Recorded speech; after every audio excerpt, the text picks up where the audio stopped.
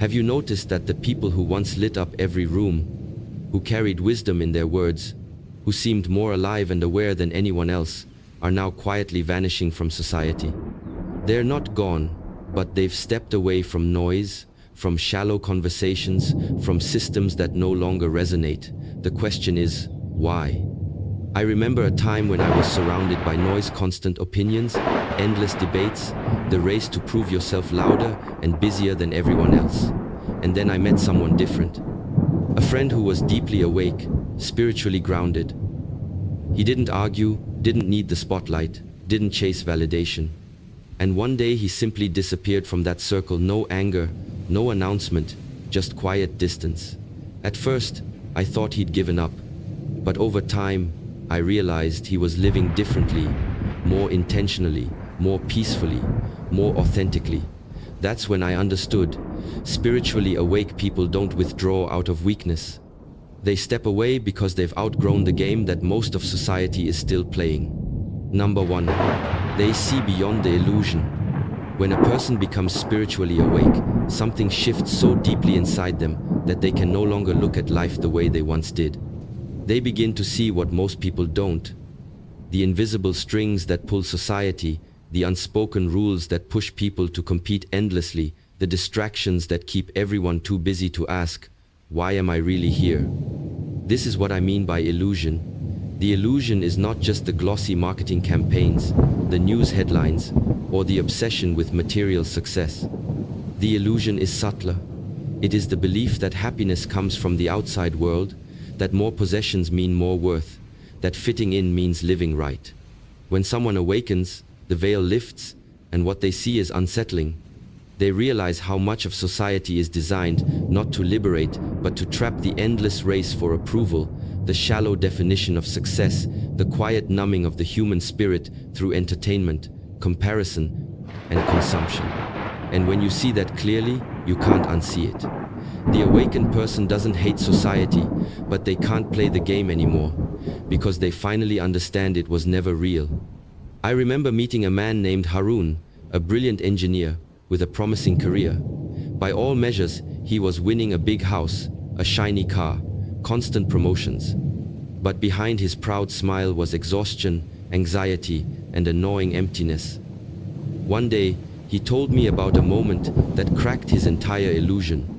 He was sitting in a meeting, surrounded by colleagues arguing passionately about a new corporate strategy, and suddenly he thought, what are we doing all this for? Will any of this matter in 10 years, or even 10 minutes after we die? That single question unraveled everything he had built his life around. From that day, he started noticing how people sacrificed health for status, joy for money, relationships for ego. He began to see how television fed fear, how social media fueled comparison, how even the so-called success stories around him were quietly suffering. Harun didn't quit his job overnight, but inside, he had already walked away. Eventually, he chose a simpler life, leaving the corporate race to teach meditation and mindfulness in small community centers. Many people thought he was crazy, but if you sat with him, you felt something rare: peace, presence, authenticity.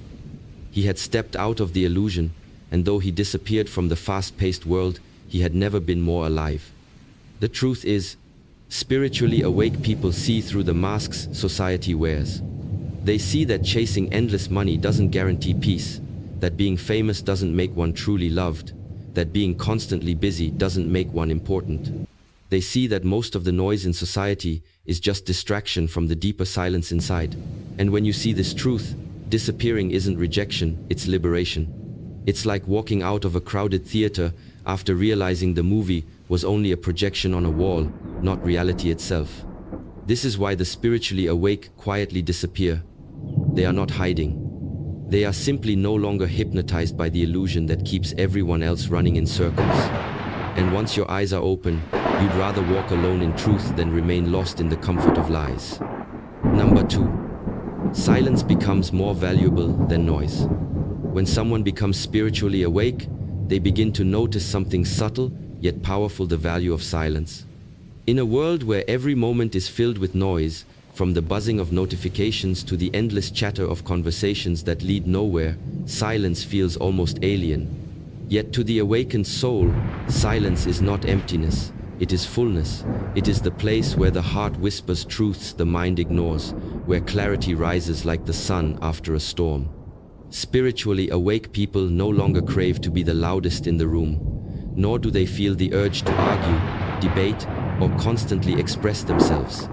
They discover that true wisdom is not in speaking endlessly, but in listening deeply to themselves, to others, to life itself. That is why they begin to withdraw from the chaos of constant noise. It's not because they have nothing to say, but because they've realized that most noise carries no nourishment for the soul. Society runs on noise media headlines, gossip, endless opinions on social media, and conversations that circle around money, power, and status. But when someone tastes silence, they discover a deeper nourishment that no noise can provide. I remember a woman named Sophia, an artist who had always been vibrant and social, the life of every gathering. Her home was full of friends, her phone full of messages, her calendar full of plans. But after going through a painful divorce, she began practicing meditation just to survive her grief. At first, silence terrified her. Sitting alone felt unbearable, like facing an ocean of pain. But with time, she realized silence was not her enemy, it was her healer. It showed her where she was wounded, but it also showed her who she really was, beneath the noise of expectations and roles. Slowly, her life began to shift. She stopped attending every party. She stopped filling her days with meaningless meetings. Friends grew confused and even frustrated. "Why don't you come out anymore? Why are you so quiet these days?" But Sophia had found something they hadn't: peace in stillness. Her art transformed as well. Her paintings grew deeper, more soulful, because they were no longer made to impress others, but to express the silent truths she felt inside. Today, Sophia still loves people, but she is no longer addicted to the noise of constant company. She has chosen a quieter, more intentional life, and though some say she has disappeared, the truth is, she has finally appeared to herself. The spiritually awake understand that silence is not absence, it is presence. It is the fertile soil where creativity, healing, and wisdom grow. That is why they withdraw from endless chatter and embrace moments of stillness. In silence, they find strength. In silence, they reconnect with their essence. In silence, they no longer feel the need to prove, argue, or dominate. And so, while society keeps running on louder and louder frequencies, they quietly step back, knowing that the deepest truths are not shouted but felt. Their silence is not emptiness, it is the sound of their soul finally at rest. Number 3. Energy is sacred, not to be wasted. One of the most profound realizations spiritually awake people come to is that energy is the most precious currency of life. Time can be measured on a clock, money can be counted in a bank, but energy, your attention, your focus, your emotional presence is irreplaceable. Wherever your energy flows, your life follows, and once you awaken to that truth, you cannot give it away carelessly anymore. The world constantly pulls at our energy, endless notifications demanding responses, toxic relationships draining our spirit, workplaces consuming every ounce of vitality without nourishing our deeper purpose. For most, this seems normal, but to an awakened soul, it feels like theft, a theft of life itself. They start realizing that not every conversation deserves a reply, not every invitation deserves acceptance, not every argument deserves their engagement. Instead of scattering themselves into 1,000 directions, they begin to protect their energy like a sacred flame, feeding it only into the things that truly align with their spirit. This shift often looks like disappearing because they stop showing up where their soul is being depleted. I once knew a man named Daniel, a gifted musician. For years, he played in clubs, weddings, and events, pouring his talent into environments that didn't value him. People cheered, but they didn't really listen. They were too busy drinking, talking, and living in distraction. Slowly, Daniel began to feel hollow. He told me once, "I felt like I was burning all my light just to keep others warm. And at the end of the night, I was left in the dark." That realization broke him open. He took a step back, refusing many of the gigs that once paid his bills but drained his soul. Friends called him selfish, lazy, even arrogant because he was no longer available for every stage. But what they didn't see was that Daniel was reclaiming his energy. He started playing music only in sacred spaces, small gatherings, meditation circles, and personal compositions that healed rather than entertained. His income dropped at first, but his spirit soared. He said something I'll never forget. I'd rather play for 5 people who are listening with their hearts than for 500 who aren't even present. That was his way of honoring the sacredness of his energy. And in that choice, he stepped away from a society that endlessly consumes and rarely nourishes. Spiritually, awake people understand that their energy is life force, and once it is wasted, it doesn't return. They realize they cannot pour into everyone and everything without emptying themselves. So they step away from draining relationships, from toxic environments, from meaningless distractions, not out of arrogance, but out of reverence for life. They become intentional with where they place their attention, choosing presence over busyness, purpose over obligation, alignment over approval. To society, this looks like withdrawal, but in truth, it is an act of self-respect, a recognition that the soul was not born to be exhausted by everything, but to be nourished by the right things. This is why spiritually awake people quietly disappear. They are not running away. They are simply refusing to waste the sacred flame of their energy in places that do not deserve it. Number 4, they choose depth over superficiality. When someone awakens spiritually, they begin to feel the weight of depth in their soul. And suddenly, superficiality no longer satisfies them. Before awakening, it is easy to get caught up in small talk, surface-level friendships, conversations that orbit around the weather, gossip, money, or the latest trends. But once your soul tastes depth, once you've felt the stillness of meditation, the healing power of vulnerability, or the sacredness of a genuine connection, superficiality feels like eating empty calories. It fills your time but starves your spirit. Spiritually, awake people crave depth in every dimension. Depth in conversations, depth in relationships, depth in purpose. They don't want to skim the surface of life anymore because they've discovered the ocean beneath it. This is why they often disappear from crowded circles. They cannot breathe in places where the water never goes beyond the shallow end. They long for dialogue that stirs the soul, silence that speaks louder than words, and bonds built on authenticity rather than performance. This shift confuses others because society thrives on quick connections and short-lived entertainments. But the awakened cannot go back to shallow waters once they've swum in the depths. I once met a woman named Elena, a successful lawyer who was admired for her charisma and her ability to command any room. She was the center of attention at every party, always laughing, always surrounded by people. Yet one night, after returning home from a glamorous event, she broke down crying, realizing that she didn't truly know anyone in that room, and no one really knew her either. She told me later, "I realized I was surrounded by hundreds of people, yet I had never felt lonelier." That was the turning point. Elena began to withdraw from the endless parties and networking events that had once defined her life. She started reading more, journaling, and attending small spiritual gatherings where people spoke about healing, growth, and truth. At first, her old friends thought she was depressed or antisocial, but the reality was different. She was tired of living on the surface. A year later, when I saw her again, she radiated a different kind of light. She still enjoyed laughter and company, but now she chose connections where she could be raw, real, and seen. Her circle had shrunk, but her soul had expanded. She had discovered the joy of depth, and in doing so, she had outgrown the shallow spaces she once filled. Spiritually awake people don't walk away from society because they hate others. They walk away because they yearn for authenticity. They are not impressed by status updates, flashy lifestyles, or endless distractions. They hunger for conversations that explore purpose, questions that spark growth, and relationships that reflect the soul, not just the surface. And once you crave depth, superficiality feels suffocating. This is why the awakened quietly disappear, not because they are antisocial, but because they are searching for something real, and real cannot be found in the shallow noise of society. They would rather sit in silence with one soul who understands them than laugh loudly with 100 who don't.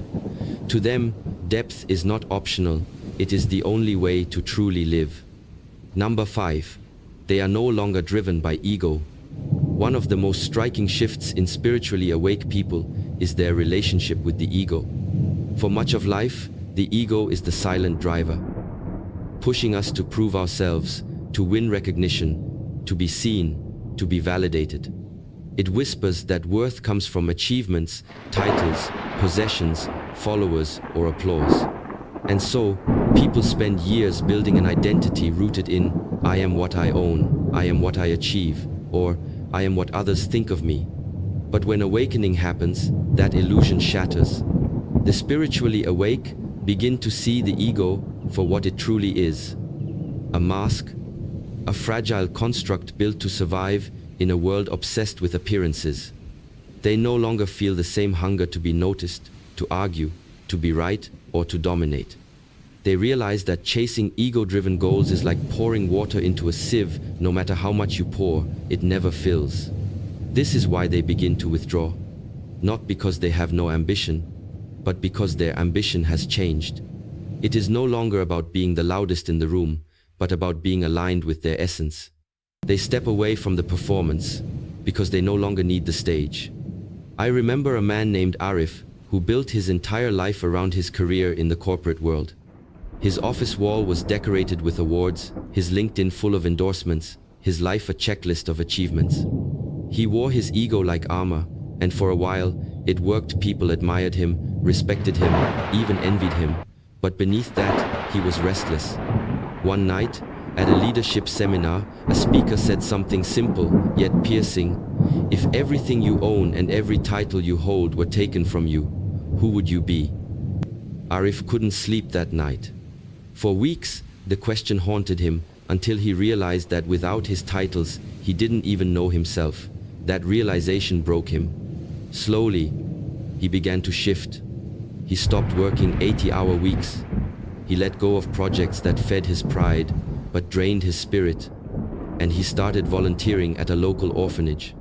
At first, people mocked him. Why waste your time when you could be climbing higher? But Arif smiled, because for the first time in his life, he wasn't climbing, he was grounding. Years later, when I met him again, he said something that stayed with me. The ego made me rich in the eyes of the world, but empty in my own. Letting go of it made me invisible to many, but finally visible to myself. This is why spiritually awake people quietly disappear. They are no longer seduced by the ego's promises.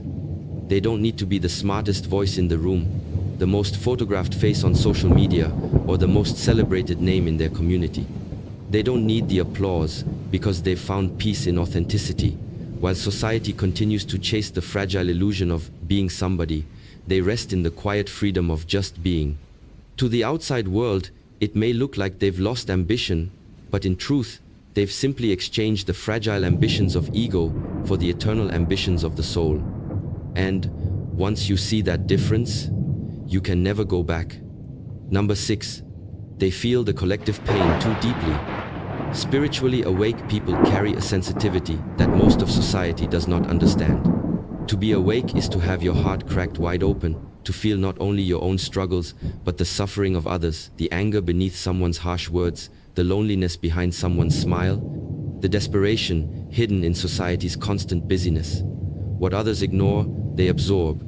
This sensitivity is both a gift and a burden. It allows them to empathize, to heal, to love more deeply, but it also exposes them to the raw, unfiltered weight of the world's pain. When they watch the news, they don't just see headlines, they feel the collective grief, fear, and division sinking into their spirit.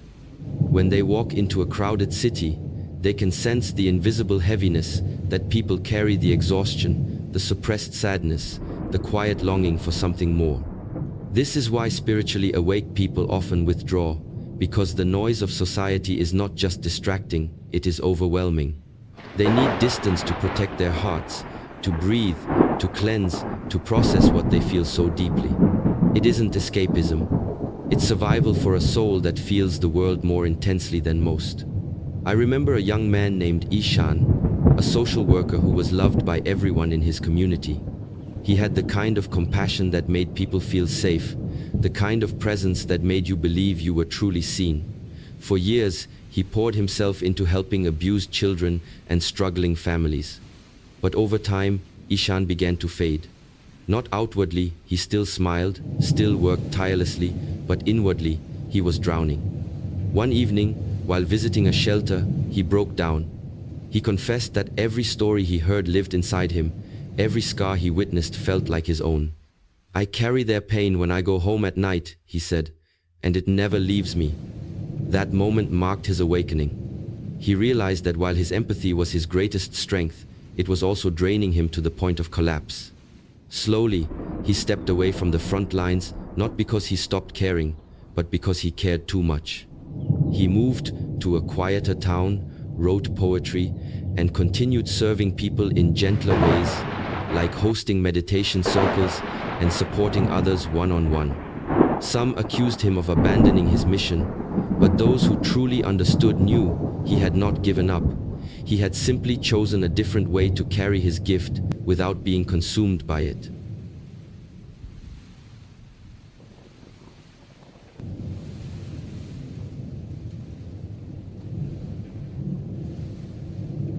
This is the paradox of spiritual awakening.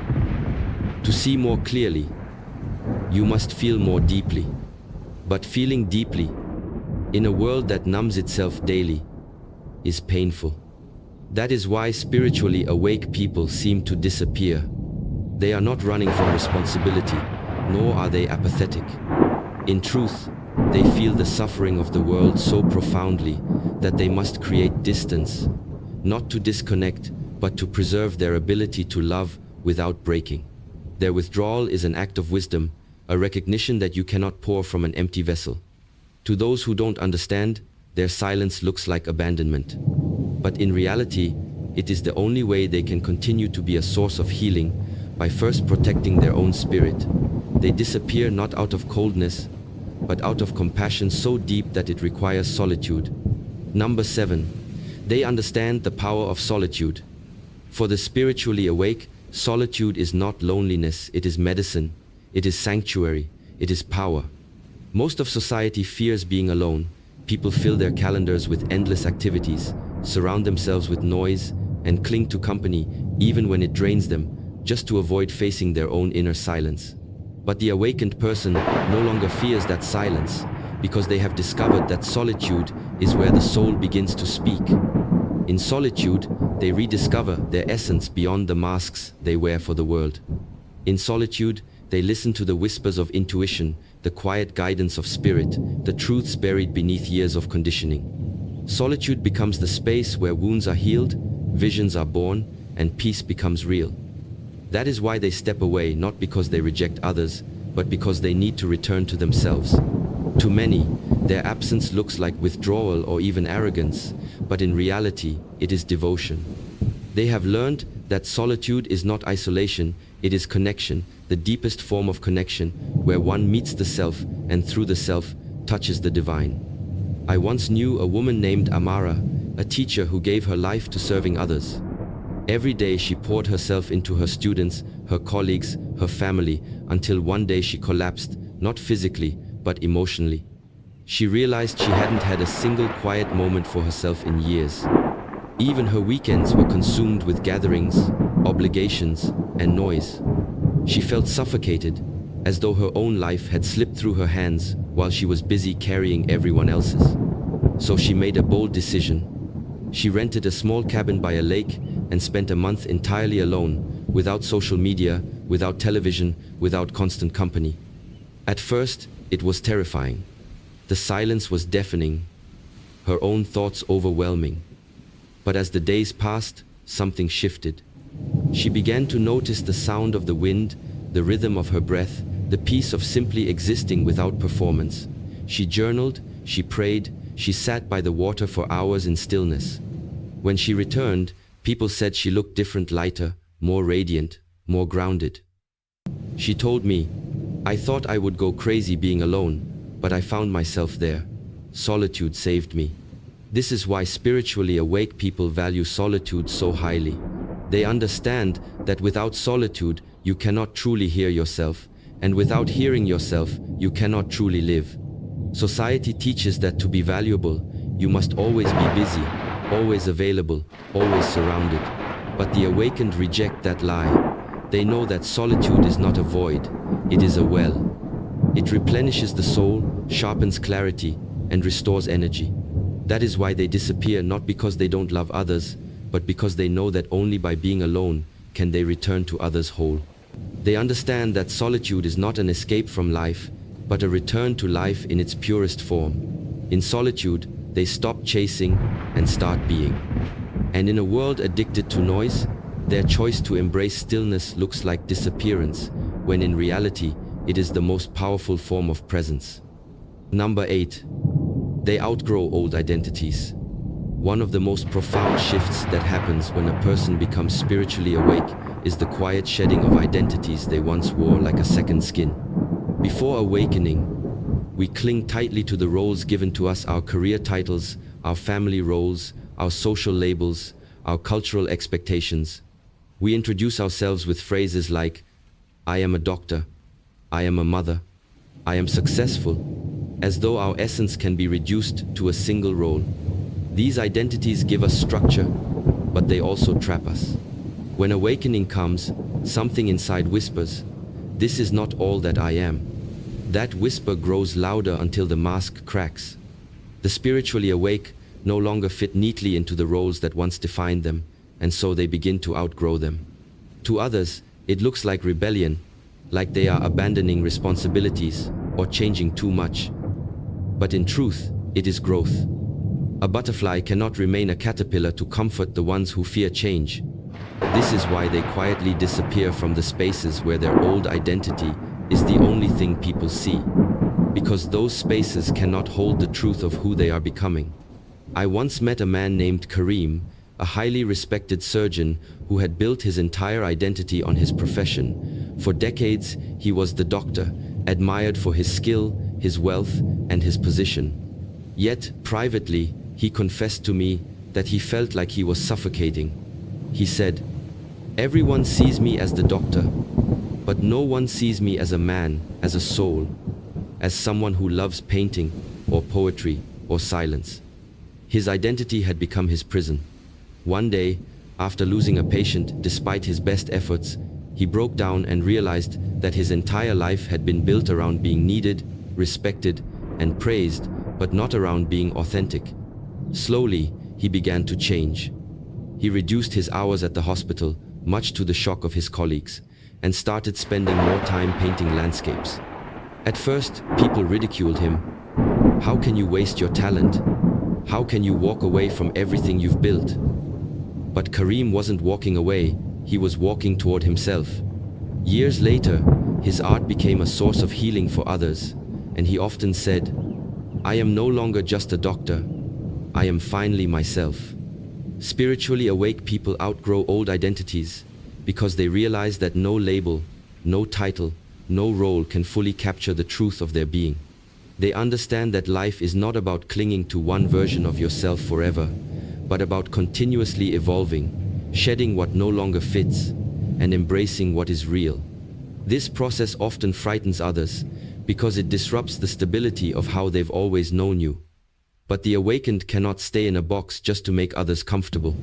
They would rather disappear from those spaces than shrink themselves to fit an outdated identity. Their disappearance is not abandonment, it is transformation. Just as a tree sheds its leaves in autumn, not because it dies, but because it prepares for deeper life, the spiritually awake shed their old identities to make space for the truth of who they are becoming. Number 9, they're building a different reality. When people awaken spiritually, they no longer see the world as something fixed and absolute. They begin to recognize that reality is shaped by consciousness, by choice, by energy. They realize that the systems society runs on, competition, consumerism, fear, constant busyness, are not natural laws but human creations. And if they are created, they can also be uncreated. This realization makes it difficult, even painful, to keep participating in a system that feels artificial, draining, and disconnected from the soul. So the spiritually awake step back, not because they are lazy or indifferent, but because they are quietly building something else. They are crafting lives rooted in simplicity, authenticity, and alignment. While most of society races for status and possessions, they choose a slower pace. While others accumulate things, they accumulate experiences, wisdom, and peace. To an outside observer, it looks like they are disappearing. But in truth, they are reappearing in a different dimension of life, a reality of their own making, where joy comes not from performance but from presence, not from ownership but from connection. I once met a woman named Layla who had been a high-powered executive in a multinational company. For years, she thrived in the corporate race. Her calendar was full, her salary enviable, her lifestyle impressive. Yet despite having everything that society equates with success, she felt profoundly empty. She described it as winning a game I no longer wanted to play. Her awakening came during a business trip, when she found herself staring out of a hotel window at midnight, asking, "Is this really living, or am I just existing?" That question planted a seed that refused to die.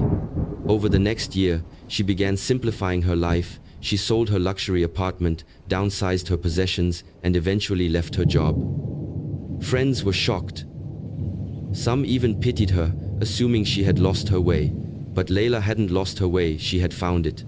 She moved to a quiet countryside home, started growing her own food, and began teaching mindfulness workshops online. When I visited her years later, she looked younger, calmer, and more alive than ever. She told me, "I used to live in a world built by others, but now I'm building my own." Her reality no longer looked glamorous to society, but it was deeply nourishing to her soul. This is the path of the spiritually awake. They step back from a collective reality that thrives on exhaustion and illusion, and they begin constructing an alternative reality anchored in truth.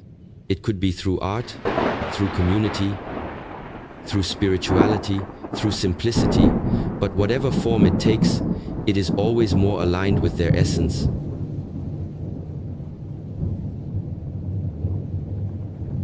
And while to others it looks like disappearance, it is actually rebirth.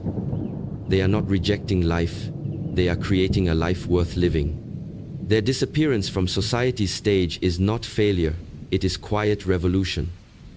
They remind us that you don't have to accept the world as it is handed to you. You can walk away and build another one, and sometimes that is the most powerful thing an awakened soul can do. Number 10. They know true presence can't be found in the crowd.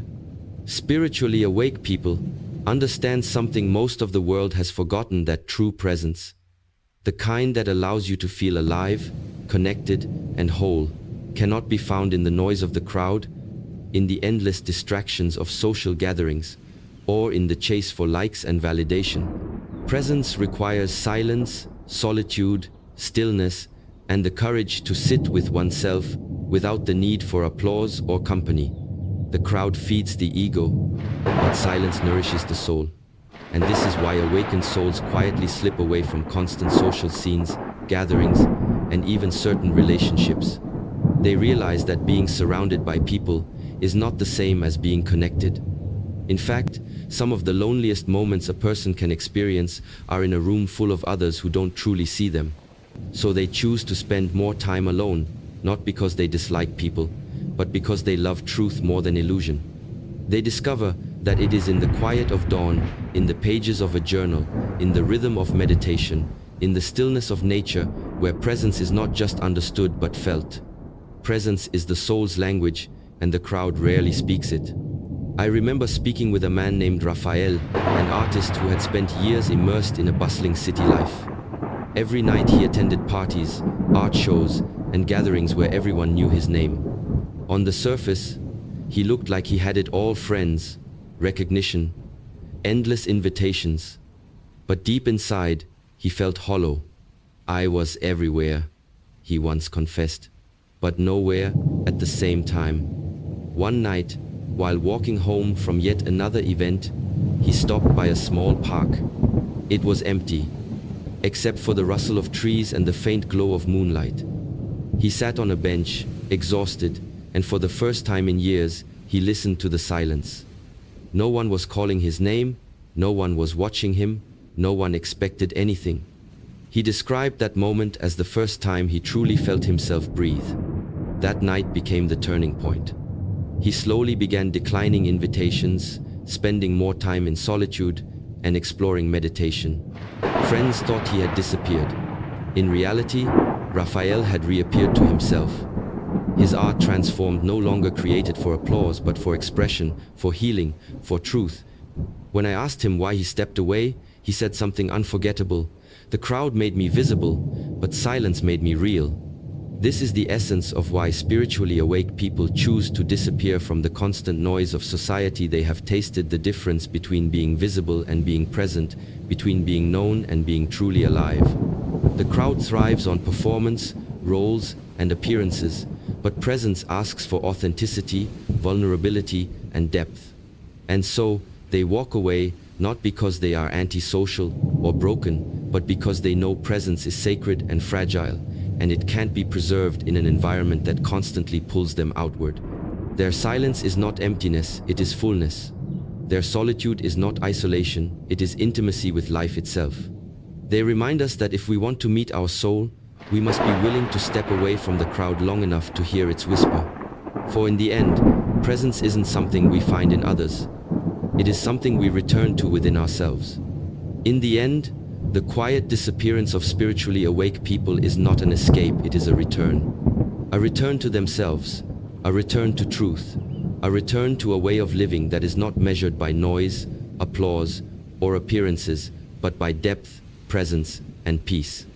Society often mistakes their absence as weakness, indifference, or even failure, but what they are really doing is far more powerful. They are reclaiming the sacred space of their soul.